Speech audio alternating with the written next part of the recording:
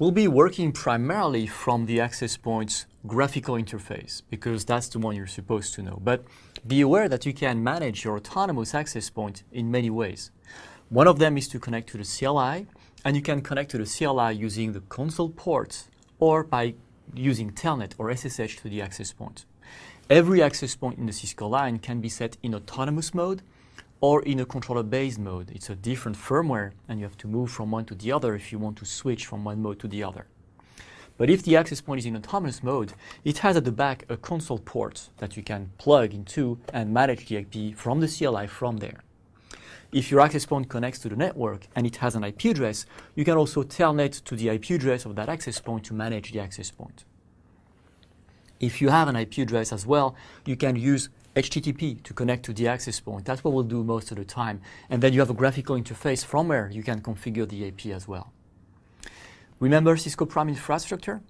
That is also a place from where you can configure your access points. The AP can be seen in PI, and you'll be able to send instruction from PI to the access point to see its status and change its configuration.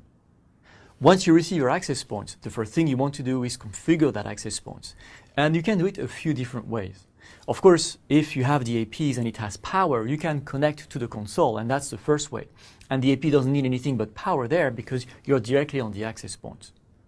But then, if the access point has an IP address, then you can use Telnet or HTTP to connect to the access point and configure it using a remote connection. In that case, you need to understand how the access point is going to get its IP address.